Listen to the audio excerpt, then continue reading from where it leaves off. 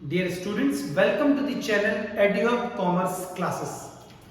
आज के इस पर्टिकुलर वीडियो में मैं आगे की चेन ऑफ कंजम्पशन और सेविंग्स के टॉपिक को पढ़ा रहा हूं। दैट इज मेरा पूरा फोकस इस वीडियो में मार्जिनल प्रोपेंसिटी टू कंज्यूम और मार्जिनल प्रोपेंसिटी टू सेव में है।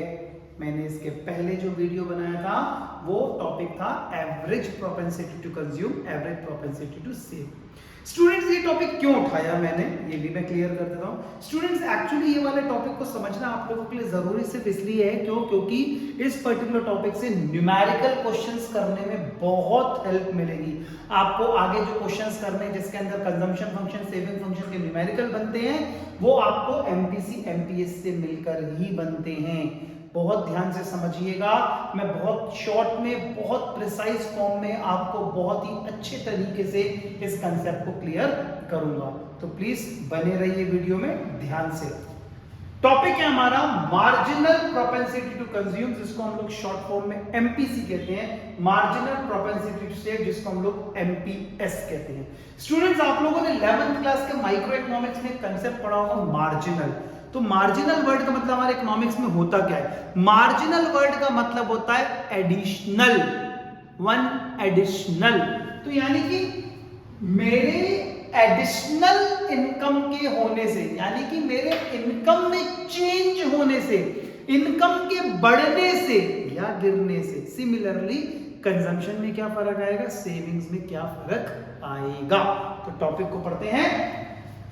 मेरे इनकम के कितना बढ़ने पर कंजम्पशन में कितना चेंज आया, उसको जब रेशियो के रूप में लिख दूंगा तो कंसेप्ट बन जाएगा मार्जिनल प्रोपेंसिटी टू कंज्यूम। यानी कि देखिएगा क्या लिखा है मैंने, it express the ratio of change in consumption, ये delta, delta C to change in income, delta Y. Formula क्या बन गया? MPC equals to change in consumption upon change in income. Similarly, savings के लिए क्या बन जाएगा राजा बेटा, देखना, it express the ratio of change in savings delta S to change in income delta Y.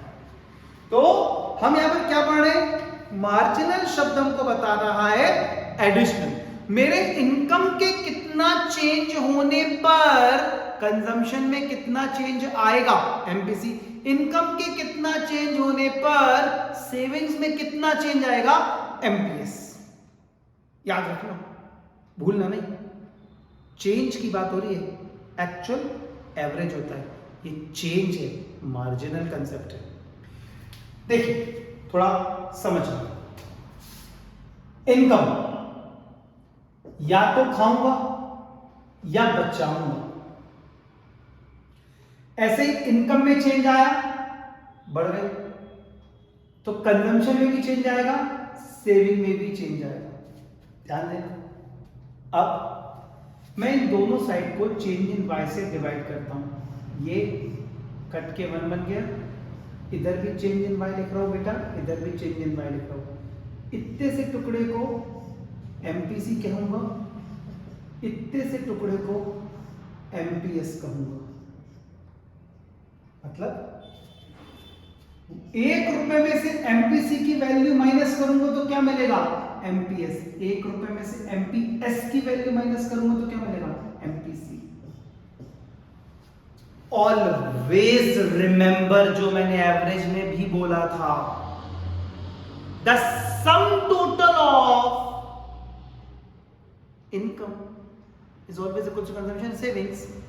Similarly, MPC and MPS का sum total हमेशा 1 होता है, विदाउट एक्सेप्शन। कोई सोचना ही नहीं है, बोर्ड कितना भी घुमा ले, the sum total of MPC and MPS is always equals to 1 राजा बेटा, याद रखना।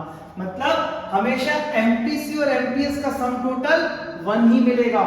इसको समझाने के लिए थोड़ा सा बोर्ड वर्क यूज करूंगा, ध्यान दीजिएगा। इधर का बोर्ड वर्क यूज कर रहा हूं, ध्यान दीजिए जरा प्लीज, फ्री स्पेस है, बिल्कुल ध्यान देना। इतने से चीज को सिर्फ आपके लिए बता रहा हूं। देखिए, मानकर चलो मेरे को पहले मेरी जेब में 1000 रुपए रखे थे, ये मेरी इनकम है, मैंने उसमें से खा लिया मान लो 700 का, कंजम्पशन हो गया, तो मेरी सेविंग्स कितनी है, ऑटोमेटिकली मेरी सेविंग्स 300 की है। ये मार्जिनल कंसेप्ट नहीं है, ये एवरेज था, नॉर्मल चीज बताइए। 1000 रुपए थे, 700 का खाया, 300 का बचाया। अब लेकिन मैं क्या बता रहा हूं, मार्जिनल। मान लो मेरे को मेरे पापा ने एक्स्ट्रा पैसे दे दिए, सपोज मेरे पॉकेट में आ गए मान लो 2500 रुपीज और 2500 रुपए, 2500 रुपीज पापा ने और दे दिए। अब जब मेरे पास 2500 रुपीज और आए तो मैं 2500 को या तो पूरा खा सकता हूं, खर्च कर सकता हूं, या पूरा बचा सकता हूं। बोलो हाँ या ना, बोलो हाँ या ना। मेरे को जो पापा ने 2500 रुपीज एक्स्ट्रा दिए उसका मैं क्या कर सकता हूं? अरे भाई मेरी मर्जी है, मैं पूरा या तो कंज्यूम कर सकता हूं, मैं पूरा या तो सेव कर सकता हूं। पॉसिबल तो है ना, पॉसिबल तो है ना। मैंने जब एपीसी एपीएस पढ़ाया था पिछले वीडियो में, आपको अगर वीडियो नहीं देखा हो तो आप नीचे लिंक में डिस्क्रिप्शन दिया हुआ है, प्रॉपरली आप एपीसी एपीएस का वीडियो देख सकते हो। तो अगर एपीसी एपीएस की वीडियो की बात करूंगा, उस टॉपिक की 1 मिनट के लिए बात करूंगा, तो मैंने बोला था कि हमारे इकोनॉमी से कंजम्पशन कभी जीरो नहीं हो सकता, इसलिए एपीसी भी कभी जीरो नहीं हो सकता। लेकिन यहां पर मैं एमपीसी पढ़ा रहा हूं, ये पॉसिबल तो है। मानकर चलो एक एग्जांपल के लिए, मैंने अभी रक्षाबंधन आ रहा है, तो मैंने रक्षाबंधन के समय सपोज मान लो मेरे सिस्टर ने मुझे राखी बांधी, तो मैंने मेरे सिस्टर को मान लो 5000 रुपीज दिए। तो it is all her wish कि वो पूरे पैसे को या तो कंज्यूम करेगी, खर्च कर देगी, या वो पूरे पैसे को सेव कर लेगी। पॉसिबल तो है ना, पॉसिबल तो है ना। तो इसीलिए राजा एमपीसी की वैल्यू 0 और 1 दोनों के बीच में ही एग्जिस्ट करेगी। अब कॉन्सेंट्रेट, अगर मैंने पूरा पैसा कंज्यूम कर लिया, मतलब सपोज मैंने पूरा पैसा खा लिया, खर्च कर दिया, मान लो एडिशनल 2500 आए, मैंने ये पूरे के पूरे एडिशनल 2500 कंज्यूम कर लिए। इस पॉइंट ऑफ टाइम पर सेविंग्स क्या है, जीरो हो गई, जीरो हो गई। एडिशनल इनकम मिली, देखिएगा जरा बोर्ड, उसमें से एडिशनल पूरा कंज्यूम कर लिया, चेंज इन सी, तो मेरी एडिशनल सेविंग्स क्या है, zero, zero, zero. Make sure बिल्कुल वीडियो में बने रहिए, ध्यान दीजिए, मात्र 2 मिनट का टॉपिक है, ये बहुत जरूरी। तो अगर मान लो when entire additional income is consumed, पूरा का पूरा एडिशनल पैसा मैंने खा लिया, पूरा का पूरा एडिशनल इनकम मैंने कंज्यूम कर ली, 2500 का कंजम्पशन हो गया, मेरी इनकम भी 2500 से ही बढ़ी थी, तो उस पॉइंट ऑफ टाइम पर मेरा एमपीसी क्या हो गया, 1। लेकिन इसका मतलब मेरी एडिशनल सेविंग्स इस समय क्या हो गई, इस समय एडिशनल सेविंग्स क्या हो गई, 0, तो मेरा एमपीएस कितना हो गया, 0। मतलब अगर मैंने पूरी की पूरी एडिशनल इनकम को कंज्यूम कर लिया तो मेरा एमपीसी 1 हो जाएगा, लेकिन एमपीएस 0 हो जाएगा।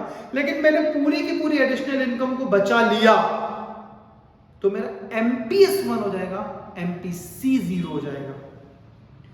इस पॉइंट को इतना ध्यान से समझना, क्योंकि आगे जो इन्वेस्टमेंट मल्टीप्लायर का टॉपिक है ना इस यूनिट का, वहां पर ये पॉइंट काम आएगा, मैं आपको प्रॉमिस कर रहा हूं। The minimum value of MPC और एमपीएस में भी अगर हम बात करें, मिनिमम वैल्यू 0 ही हो सकती है। मतलब एपीसी एपीएस जैसे नहीं कि एपीसी 1 से ज्यादा जा सकता है तो एमपीसी भी 1 से ज्यादा जा सकता है, नेवर। ऑलवेज रिमेंबर एमपीसी, अगर मैंने एडिशनल कंजम्पशन करा ही नहीं तो एमपीसी 0 है, एडिशनल सेविंग्स उस समय 1 है। अगर मैंने एडिशनल कंजम्पशन पूरा कर लिया तो एमपीसी 1 था, लेकिन एमपीएस 0 हो गया। तो always remember the value of MPC and MPS is always lies between 0 and 1। Minimum value 0 ही हो सकती है, मैक्सिमम वैल्यू 1 हो सकती है। मैं मैक्सिमम वैल्यू एमपीसी एमपीएस 1 क्यों कह रहा हूं, इसको भी क्लियर कर देता हूं। देखो मैं वापस से थोड़ा सा बोर्ड वर्क की तरफ बढ़ रहा हूं, ध्यान देना जरा, है ना, ध्यान देना जरा, है ना, फिर से हटा रहा हूं, देखिएगा। देखो मान लो 1 मिनट के लिए मेरे पास 1000 रुपए रखे थे, जिसमें से मैंने कंज्यूम करे 700, सेविंग्स आई 300 की, हो गया, ठीक है ना। अब मान लो इस बार मेरे को एडिशनल इनकम कितनी मिल गई, 2500, ये एडिशनल इनकम है, ये एडिशनल इनकम है। अब क्या मैं अपना कंजम्पशन 2800 का कर सकता हूं? सोचो, आपका आंसर होगा यस, कर सकते हो। क्यों? सुमित सर 2500 रुपए तो ये रहे, लेकिन पिछले सेविंग्स भी तो है, पिछले सेविंग्स भी तो है 300 रुपए के आपकी पॉकेट में, तो आप अपना कंजम्पशन तो 2800 का कर सकते हो। अरे तो मेरे बेटे 2800 का जो कंजम्पशन कर रहा हूं एडिशनली, उसमें इस इनकम का कितना टुकड़ा है, नई इनकम का कितना टुकड़ा है, न्यू इनकम का कितना टुकड़ा है? 2800 में से 2500 तो मेरा नया इनकम है ना, 300 क्या है, पास्ट सेविंग्स। तो प्रैक्टिकली न्यू इनकम का कितना टुकड़ा खाया, पूरा पूरा। तो इंसान अपनी इनकम से ज्यादा कैसे सेव कर सकता है या कैसे कंज्यूम कर सकता है? मेरे को जॉब में प्रमोशन हो गया भाई, मेरे को स्कूल ने पीजीटी इकोनॉमिक्स से लेकर कोऑर्डिनेटर बना दिया, सपोज मेरी सैलरी बढ़ गई। अब जब मेरी सैलरी एग्जांपल के लिए मानो 5000 रुपीज से बढ़ी, तो भाई मेरा कंजम्पशन 5000 से ज्यादा कैसे बढ़ सकता है? जब इनकम ही 5000 से बढ़ी है तो मैं कंजम्पशन भी 5000 से ज्यादा बढ़ा सकता हूं क्या? नहीं बढ़ा सकता। या तो पूरे 5000 कंज्यूम करूंगा या पूरे 5000 सेव करूंगा। इसीलिए हमेशा, अरे गारंटी दे रहा हूं रे, तेरा वैल्यू ऑफ एमपीसी और एमपीएस 0 और 1 के बीच में रह सकता है या 0 और 1 हो सकता है, लेकिन 1 से ना तो ज्यादा जाएगा ना ही नेगेटिव जाएगा। So the value of MPC and MPS always lies between 0 and 1। May be 0 हो सकता है दोनों में से कुछ, मे बी 1 हो सकता है, बट ना तो 1 से ज्यादा ना तो नेगेटिव, ध्यान दीजिएगा। तो अब यहां पर हमने कौन कौन सी छोटी छोटी चीजें देखी, एमपीसी एमपीएस क्या है, उनके फॉर्मूले क्या है, उनकी वैल्यू क्या हो सकती है। मतलब मिनिमम वैल्यू कितनी जाएगी एमपीसी की, 0, या एमपीएस की 0। मैक्सिमम वैल्यू कितनी जाएगी एमपीसी की, 1, या एमपीएस की 1। तो अल्टीमेटली प्रैक्टिकली वैल्यू इधर जाएगी, ना तो 1 से ज्यादा ना तो नेगेटिव। ठीक है, ये इतना क्लियर हो रहा है, इतना क्लियर हो रहा है। अब एक छोटी सी चीज देखो, एक एग्जांपल देता हूं, ध्यान से सुनना है, एग्जांपल है, बहुत ध्यान से सुनना, क्लियर कर रहा हूं। मानकर चलो 1 मिनट के लिए मैं आपको ऐसा बोलूं कि मेरे पास अगर सपोज मान लो बहुत कम चीजें रखी हैं, मतलब फॉर एग्जांपल एक एग्जांपल के लिए मान लो एक बहुत बिलो पॉवर्टी लाइन इंसान की बात करूं, एक मीडियोकर फैमिली इंसान की बात करूं, अगर मान लो उसके पास कुछ चीजें, उसकी इनकम लिमिटेड है, ठीक है। अब जैसे जैसे उसका प्रमोशन होगा, उसके पास पैसा आएगा, तो वो धीरे धीरे अपनी घर गृहस्थी बनाएगा, चीजों को ऐड करेगा। मतलब अगर मैं 1 मिनट के लिए बात करूं, बढ़ती इनकम का ज्यादा टुकड़ा वो खर्च करने में विश्वास रखेगा। तो कहीं ना कहीं हम अगर बोले एमपीसी की वैल्यू रिच सेक्शन के लिए तो भले ही कम है, लेकिन पुअर सेक्शन के लिए ज्यादा। ये वर्ड क्यों लिखा है मैंने, क्योंकि एक पुअर सेक्शन का इंसान, मतलब जो धीरे धीरे अपनी गृहस्थी बना रहा है, मेहनत कर रहा है, वो अपनी बढ़ती इनकम का ज्यादा टुकड़ा खर्च करेगा, तो इसलिए उसके लिए एमपीसी हाई होता है। लेकिन अब एक सपोज रिच सेक्शन का इंसान, उसके पास ऑलरेडी सारी चीजें अवेलेबल है, उसके पास सब कुछ अवेलेबल है, राजा बेटा कंफर्ट्स भी हैं, लग्जरी सब चीजें उसके पास बेसिकली हैं, ऐसा नहीं कि वांट्स कभी खत्म नहीं होती, लेकिन फिर भी उसके पास सब चीजें हैं, तो वो अपनी बढ़ती इनकम का ज्यादा टुकड़ा बचाने पर विश्वास रखेगा। तो इसीलिए उस पॉइंट ऑफ टाइम पर एमपीएस की वैल्यू उसकी हाई होती है। ठीक है, तो यहां पर अभी अपन ने इस पर्टिकुलर वीडियो में कंसेप्ट देखा related to MPC and MPS. इसी से रिलेटेड न्यूमेरिकल क्वेश्चंस बनते हैं। मैं आपको अगले वीडियो में कंजम्पशन फंक्शन और सेविंग फंक्शन के न्यूमेरिकल क्वेश्चंस बताऊंगा, जहां पर एमपीसी और एमपीएस का रोल बहुत इंपॉर्टेंट है। आपको इससे रिलेटेड अगर कोई भी डाउट्स रहते हैं स्टूडेंट्स, तो आपको डिस्क्रिप्शन में नीचे लिंक दिया हुआ है, feel free to ask at any point of time. WhatsApp numbers भी आप लोगों के सामने हैं, आप लोगों को कभी भी कोई भी डाउट हो तो please feel free to ask. ये टॉपिक एग्जाम्स के पॉइंट ऑफ व्यू से बहुत जरूरी है।